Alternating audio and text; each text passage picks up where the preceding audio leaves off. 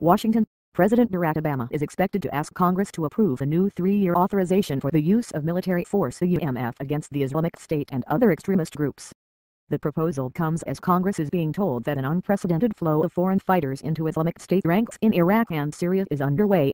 White House spokesman Josh Earnest said Tuesday that while Obama believes he has the authority to order military action against the Islamist group, the new authorization would represent a powerful symbol of unity to degrade and destroy the group. Earnest said even before Obama first discussed this issue in November, administration officials have been meeting the members of both parties in Congress over the language of the proposal. The president does believe that this message is even more powerful if it has bipartisan support, said Earnest. Justified airstrikes. Obama has justified the U.S.-led coalition airstrikes against Islamic State targets in Syria and Iraq by using the 2001 authorization approved by Congress for then-President George W. Bush in the wake of the September 11, 2001, terrorist attacks. The new authorization, designed to replace the 2002 congressional authorization for the Iraq War, would reportedly allow the deployment of special forces and advisors not bound by geographical boundaries, but bar enduring offensive ground forces.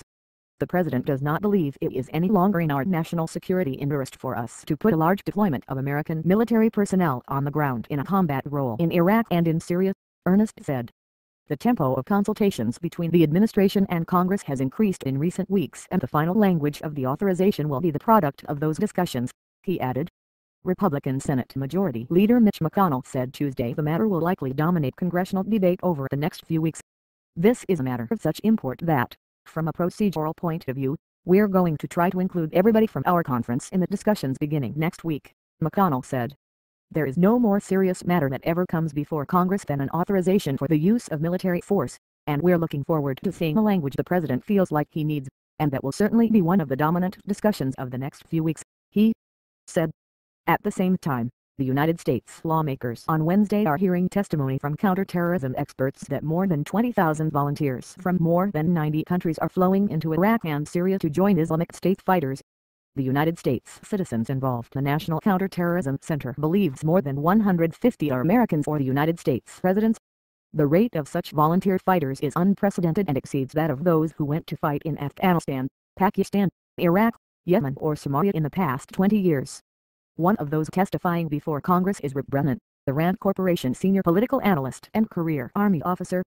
Brennan said this movement represents the generational challenge of our time.